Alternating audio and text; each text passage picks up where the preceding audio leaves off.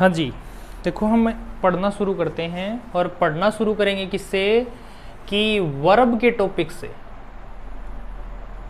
Verb के topic से हम लोग पढ़ना शुरू करेंगे। और वर्ब में हम लोग क्या पढ़ते हैं? वर्ब में हम लोग टेंस पढ़ते हैं, वॉइस पढ़ते हैं, ठीक है, और मूड पढ़ते हैं।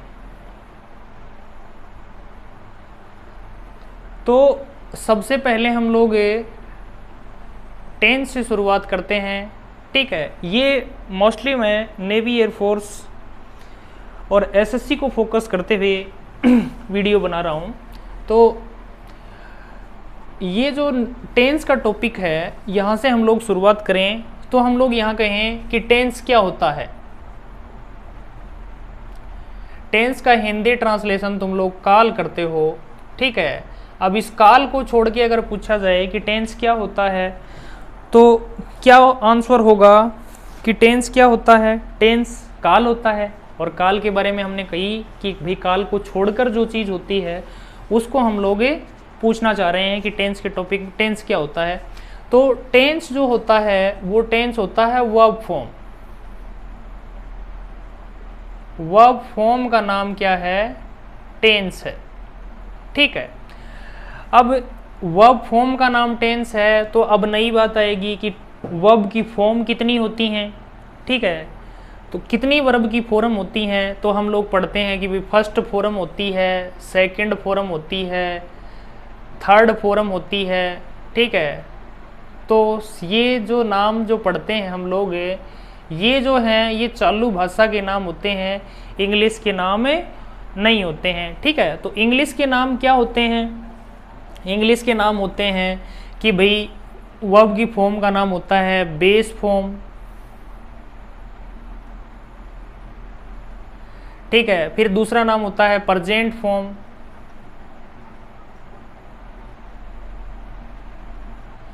फिर होता है पास्ट फॉर्म, फिर आता है आपका पास्ट पार्टिसिपल,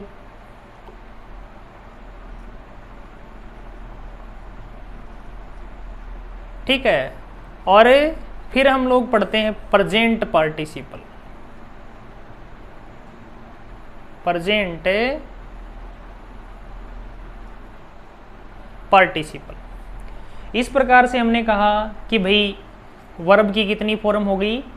5 फॉर्म हो गई। वर्ब की 5 फॉर्म होती हैं, ठीक है। तो हमने कहा कि टेंस वर्ब की फॉर्म होता है। तो यहाँ पे आप लोग ये कहेंगे कि यहाँ पे 5 टेंस होते हैं क्या, ठीक है। तो यानी 3 टेंस होते हैं क्या या 2 टेंस होते हैं क्या? टेंस कितने होते हैं ये चीज़ हम लोग समझें कि भाई हमने कहा कि टेंस वर्ब की फॉर्म है, तो यहाँ से हम लोग समझें कि भाई वर्ब की 5 फॉर्म होती हैं तो 5 टेंस होते होंगे, या फिर 3 टेंस होते हैं या 2 टेंस होते हैं। तो टेंस कितने होते हैं तो वो बात इसकी परिभाषा से शुरू होती है, ठीक है। तो टेंस की डेफिनेशन जो समझी जाती है वो ये कहा जाता है कि टेंस क्या होता है?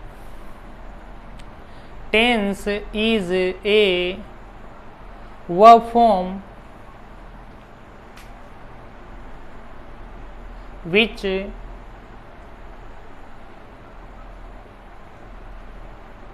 shows the time of action,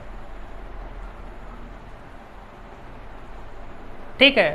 tense is a verb form which shows the time of a action. ये टाइम टेंस जो है टेंस वर्ब की फॉर्म है, एक बात तो ये है। दूसरी क्या है कि वर्ब की जो फॉर्म है वो क्या बताएगी? एक्शन का टाइम बताएगी, ठीक है। तो ये बात हम लोग सीख रहे हैं कि भाई टेंस की फॉर्म परिभाषा क्या होती है? टेंस वर्ब की फॉर्म होती है। अब हम लोगों को जो जज करना है वो जज ये करना है कि टेंस 2 होते हैं, 3 होते हैं या 5 होते हैं, ठीक है। जैसे हमने यहाँ पे एक वर्ब लिखी कोई भी वर्ब लिखे, जैसे हमने यहाँ पे बी वर्ब लिखी, ठीक है। तो बी वर्ब के लिए प्रेजेंट फॉर्म हो जाती हैं इसकी is, am, are. Is, am और आर।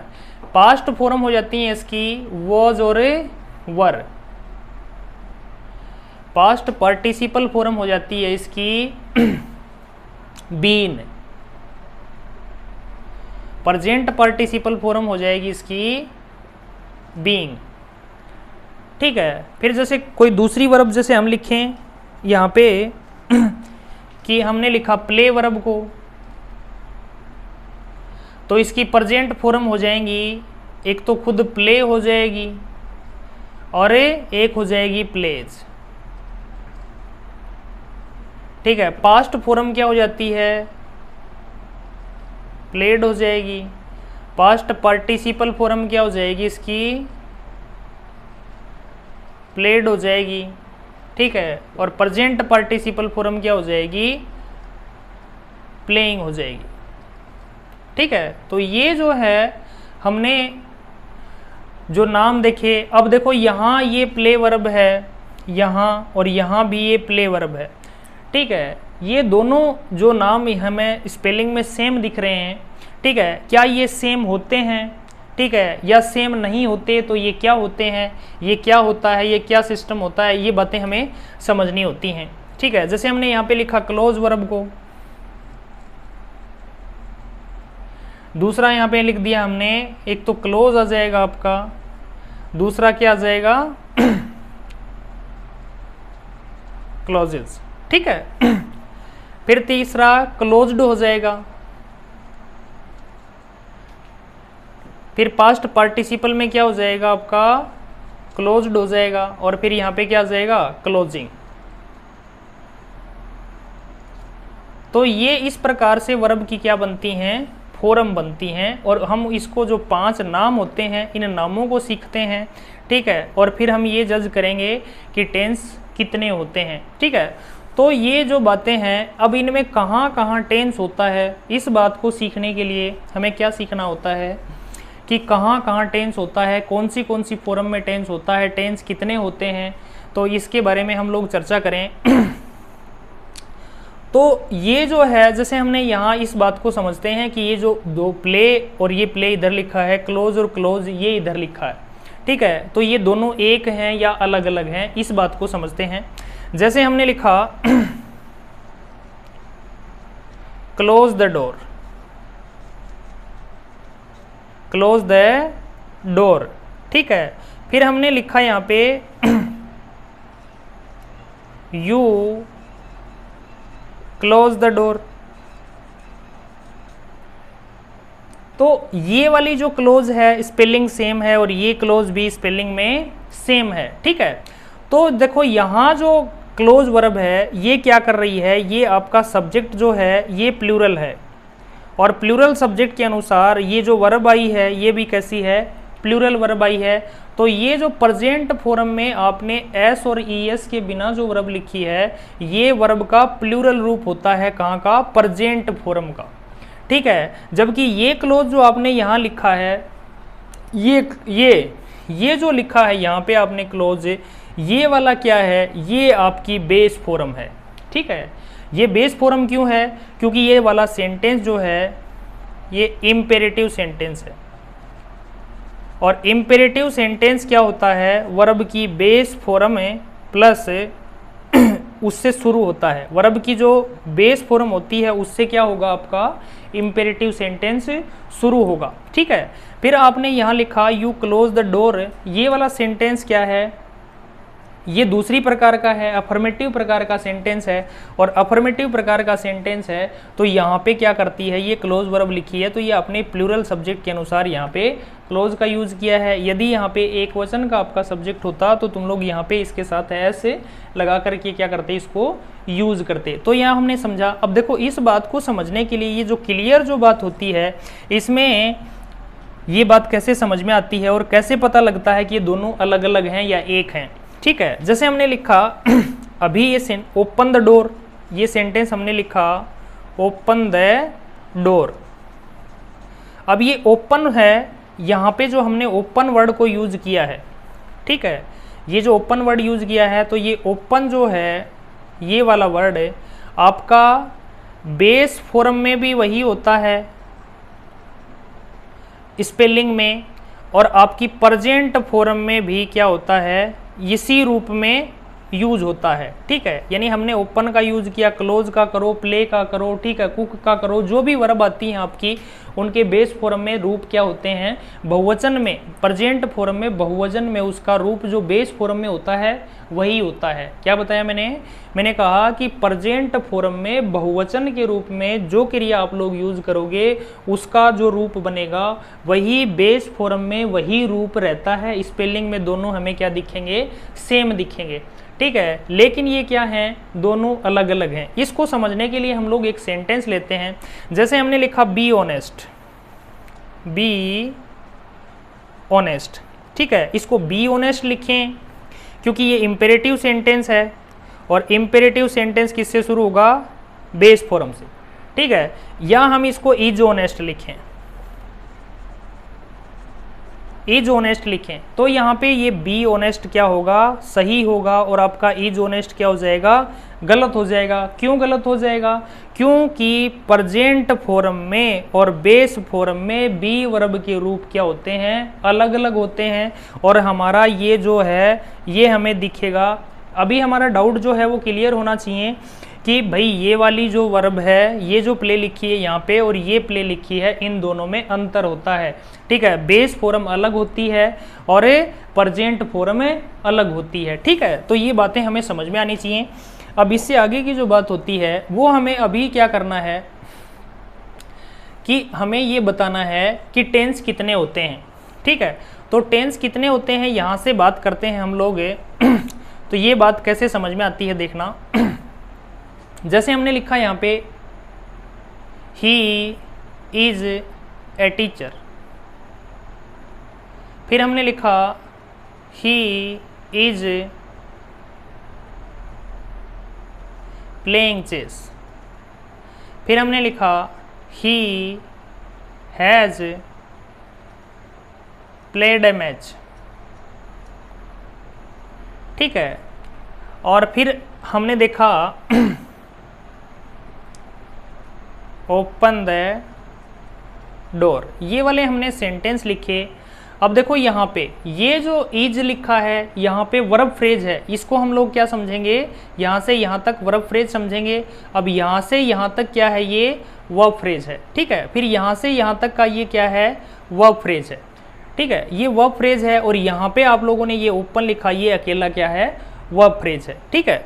तो देखो यहाँ पे हमने समझना ये है कि भाई अब इसमें टेंस कहाँ कहाँ है, ठीक है। कितना जो टेंस होता है, टेंस कहाँ होता है, तो यानी first element of verb phrase, यानी वर्ब फ्रेज का फर्स्ट एलिमेंट जो होगा उसमें टेंस होता है। उसके आगे जो वर्ब आती है उसमें टेंस नहीं होता है, ठीक है। तो टेंस जैसे पूरी वर्ब फ्रेज में टेंस नहीं होता है, ठीक है। टेंस केवल और केवल वर्ब फ्रेज के पहले एलिमेंट में होता है, ठीक है। बहुत सारे जो न्यू लर्नर हैं जो इस वीडियो को देखेंगे उनको लगेगा कि ये बातें गलत बताई जा रही हैं, लेकिन ये जो बातें हैं इनको समझते हुए जब सब चलेंगे तो ये बातें लगेंगी कि ये बातें सही बताई गई हैं, ठीक है। तो अब देखो यहाँ पे प्लेइंग जो है इसमें टेंस है या इज में टेंस है, तो हम लोग कहेंगे कि प्लेइंग में टेंस नहीं है और यहाँ पे इसमें क्या है, टेंस है। और ये जो यहाँ लिखी है इसमें टेंस है इज में। अब फिर हैज़ प्लेड में आप लोग कहेंगे कि इसमें क्या नहीं है, टेंस नहीं है, और यहाँ पे हैज़ में क्या है, टेंस है, ठीक है। और यहाँ ओपन द डोर जो है इसमें टेंस है या नहीं है, ठीक है। तो ये इंग्लिश लैंग्वेज का बेसिक नॉलेज होता है, बेसिक ज्ञान होता है, ठीक है। ये फंडामेंटल होता है किसका, लैंग्वेज का, कि भाई बेस फॉर्म जो होती है उसमें टेंस नहीं होता है, ठीक है। तो अब हम देखना शुरू करें कि प्रेजेंट पार्टिसिपल का मतलब आईएनजी फॉर्म किसके साथ है, बी के साथ, बी वर्ब के साथ। अगर आप लोग क्या करेंगे, आईएनजी फॉर्म का यूज करेंगे तो यहाँ पे इसमें क्या नहीं रहेगा, इसमें टेंस नहीं रहेगा, क्योंकि इससे पहले बी वर्ब आ जाएगी और बी वर्ब के बाद क्या आएगा, आईएनजी आएगा। तो यहाँ पे इसमें क्या नहीं रहेगा, टेंस नहीं रहेगा, ठीक है। तो यानी प्रेजेंट पार्टिसिपल में टेंस होता है या नहीं होता है, तो हम लोग कहेंगे कि प्रेजेंट पार्टिसिपल में टेंस नहीं होता है, ठीक है। इससे अगली बात जो होती है पास्ट पार्टिसिपल। अब पास्ट पार्टिसिपल कहाँ आएगा, हैज़ और हैव, ठीक है, और हैड के बाद, ठीक है। तो वहाँ पे क्या आएगा, पास्ट पार्टिसिपल का यूज करेगा। अब उससे पहले क्या आ गई, आपकी हैज़ हैव हैड आ गई, ठीक है। तो यानी वहाँ पे उसमें हैज़ हैव हैड में टेंस आ जाएगा, उसके बाद पास्ट पार्टिसिपल में भी टेंस नहीं होता, तो यहाँ भी टेंस नहीं होता है, ठीक है। तो ये पास्ट फॉर्म होती है। अब पास्ट फॉर्म जब आती है, ठीक है, तो वो पहले एलिमेंट के यानी उस कंडीशन में क्या आएगा, पास्ट फॉर्म का हम लोग यूज़ करेंगे। उस कंडीशन में क्या होगा कि हमारी जो वर्ब की फॉर्म है वो एक ही है एलिमेंट के रूप में यूज़ होगी, और एक एलिमेंट के रूप में यूज़ होगी तो उसी में टेंस होगा। यानी कहने का मतलब इसमें क्या रहेगा, आपका टेंस रहेगा। प्रेजेंट फॉर्म जो है, प्रेजेंट फॉर्म जब भी आएगी तो उसमें क्या रहेगा, टेंस रहेगा, और इसमें टेंस नहीं होगा। ठीक है, तो अब हमें देखा कि टेंस कहाँ कहाँ मिल रहा है हमें, प्रेजेंट फॉर्म में और पास्ट फॉर्म में। तो टेंस कितने होते हैं, टेंस कितने होते हैं, तो भाई हम लोग कहें कि इंग्लिश लैंग्वेज जो है, इंग्लिश में टेंस कितने होते हैं, इंग्लिश में टेंस 2 होते हैं। ठीक है, तीसरा कैसे बनता है, क्या बातें होती हैं, वो बातें हम लोग करेंगे, और वो क्या चीज़ है। ठीक है, और टेंस कैसे बनता है वो बातें हम लोग समझेंगे। तो यहाँ पे हमने देखा कि प्रेजेंट और पास्ट 2 ही टेंस होते हैं। ठीक है, तीसरा टेंस क्या होता है, किस प्रकार से बनता है, वो बातें हम लोग करेंगे। तो इतना बातें क्लियर होनी चाहिए कि भाई टेंस क्या होता है। टेंस के बारे में हमने कहा कि टेंस क्या है, टेंस वर्ब की फॉर्म है। ठीक है, इसकी डेफिनेशन क्या होती है टेंस की, tense is a verb form which shows the time of a action. ठीक है, फिर हमने कहा कि टेंस वर्ब की फॉर्म कितनी होती हैं। ठीक है, तो हमने कहा कि वर्ब की फॉर्म कितनी होती हैं, 5 नाम होते हैं, base form, present form, past participle, present participle. ठीक है, फिर हमने कहा कि भाई हम लोग यहाँ डिसाइड करें कि 5 फॉर्म होती हैं, वर्ब की फॉर्म का नाम टेंस है, तो कहाँ कहाँ टेंस होता है, कितने टेंस होते हैं, वो बातें हमने की। ठीक है, फिर हमने कहा कि भाई टेंस कहाँ होता है, वर्ब फ्रेज जब बनेगी उसमें हमने कहा कि हम टेंस वर्ब की फॉर्म का नाम है, तो वर्ब फ्रेज जो बनेगी, तो वर्ब फ्रेज जो बनेगी उसमें कहाँ टेंस होता है।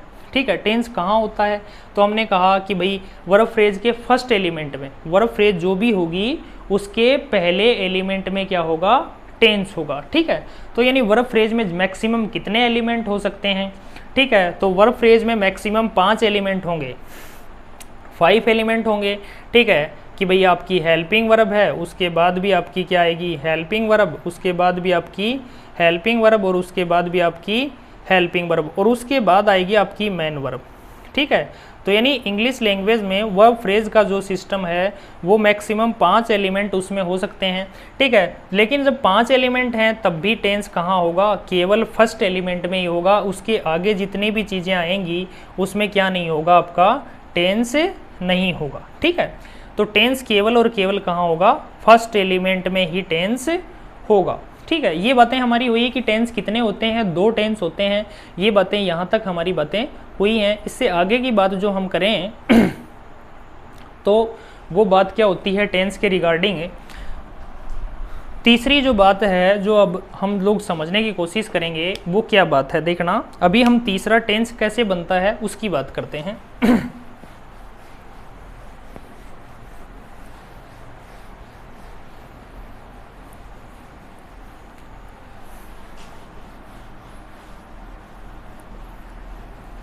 हम लोग भी तीनों टेंस ही पढ़ेंगे। ठीक है, और वो तीसरा टेंस है या नहीं है या क्या चीज़ है, वो कैसी क्या सिस्टम है, उसको बातें करते हैं।